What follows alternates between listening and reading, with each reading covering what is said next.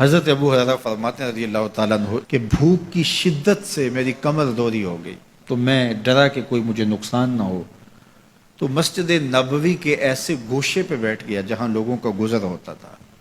میرا خیال یہ تھا کہ کوئی شخص مجھے دیکھے گا اور دیکھ کر کے پہچان جائے گا کہ مسئلہ کیا ہے، لیکن جو بھی گزرتا سلام کر کے چلا جاتا، شاید اسے جلدی ہوتی، یا پھر ہستی پلکوں کے نیچے غم بھی پلتے ہیں، مگر کون دیکھتا ہے اتنی گہرائی میں۔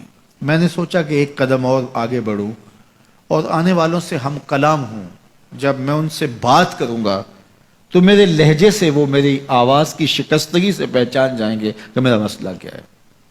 تو کہتے ہیں حضرت عمر رضی اللہ تعالیٰ عنہ آئے، میں ان سے کوئی مسئلہ شرعیہ دریافت کیا، لیکن شاید انہیں بھی جلدی تھی، انہوں نے مسئلہ بتایا اور آگے بڑھ گئے۔ میں پریشان تھا کہ حضرت سیدنا صدیق اکبر رضی اللہ تعالیٰ عنہ آئے۔ میں نے ان سے بھی قرآنی آیت کے بارے میں سوال کیا، لیکن وہ بھی جلدی میں تھے اور انہوں نے بس آیت بتائی اور آگے گزر گئے۔ تو فرماتے ہیں کہ میں ایک عجیب کیفیت میں مبتلا بیٹھا تھا کہ ایک جانب سے روشنی اٹھی اور دل و قلب و نگاہ کا مرشد اولین آ گیا۔ تو کہتے ہیں حضور آ گئے، تو چونکہ میری عادت بنی ہوئی تھی کہ میں ہر آنے والے سے مسئلہ ہی پوچھ رہا تھا، تو میں نے حضور سے بھی مسئلہ پوچھ لیا۔ تو حضور نے میری جانب دیکھا اور پھر زیر لب مسکراتے ہوئے بولے، ابو ہریرہ بھوک لگی ہوئی ہے؟ میں نے کہا جی حضور مجھے بھوک لگی ہے۔ کہا میرے پیچھے آ جاؤ۔ حجرات اقدس کی قربت میں حضور پہنچے تو اہل خانہ کو آواز دی کچھ کھانے کے لیے ہے؟ تو انہوں نے کہا دودھ کا ایک پیالہ ہے۔ مجھے فرمانے لگے ابو ہریرہ وہ جو صفہ کے چبوترے پہ بیٹھے ہیں جاؤ ان کو بلا لاؤ۔ کہتے ہیں دودھ کا ایک پیالہ، اور مجھے تسکین ہوئی تھی لیکن 70 آدمی بیٹھے تھے وہاں۔ خیر حکم تھا، میں بلا لایا، میرے ہاتھ میں دودھ کا پیالہ دیا، کہا ابو ہریرہ دائیں سے شروع ہو جاؤ۔ اب میں ایک شخص کو پیالہ دیا اور دودھ کو دیکھنے لگا، اور وہ سیراب ہو کے گٹا گٹ پینے لگا، اپنی بھوک اور پیاس مٹا چکا، اور میں نے دیکھا کہ ایک قطرہ بھی کم نہیں ہوا۔ میرے اندر جو پہلے وسواس اٹھ رہے تھے اور مجھے جو احساس ہو رہا تھا وہ مٹ گیا۔ پھر میں نے دوسرے کو پیش کیا، اس نے بھی سیراب ہو کے پیا، لیکن دودھ ایک قطرہ بھی کم نہیں ہوا۔ پھر میں نے تیسرے کو دیا، چوتھے کو دیا، 70 آدمی دودھ پی گئے، لیکن دودھ میں سے ایک قطرہ بھی کم نہیں ہوا۔ لگتا تھا رب نے اس دودھ کا تعلق حوض کوثر سے جوڑ دیا۔ تو حضور نے فرمایا ابو ہریرہ، میں نے کہا جی حضور۔ فرمایا کون باقی؟ میں نے کہا حضور ایک آپ باقی اور ایک میں باقی۔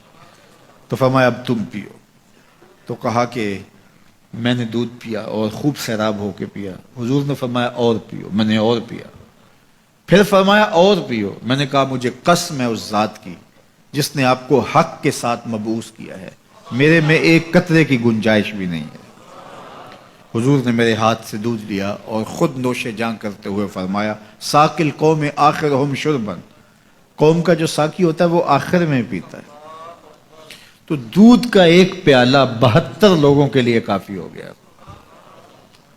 یہ صحیح حدیث کے اندر حضور کا معجزہ موجود ہے، آپ نے بارہا علماء سے سنا۔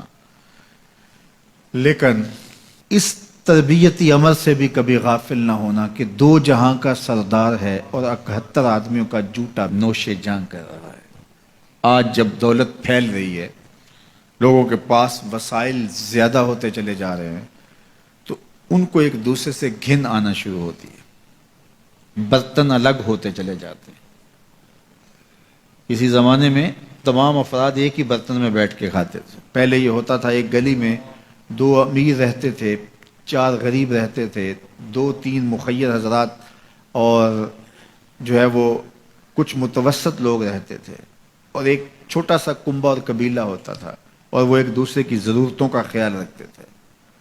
پیسے زیادہ آ گئے تو اب امیروں کو اس گلی سے گھن آنے لگی، تو وہ وہاں سے نقل مکانی کر گئے، انہیں وہاں رہنا اچھا نہیں لگتا۔ یہ بات ذہن میں رکھیے گا کہ ہمارے دین نے ہمیں ایک دوسرے کے دکھ بانٹنے کی تلقین کی ہے، ایک دوسرے کے قریب ہو کے رہیں اور ان کی ضرورتوں کا خیال رکھیں۔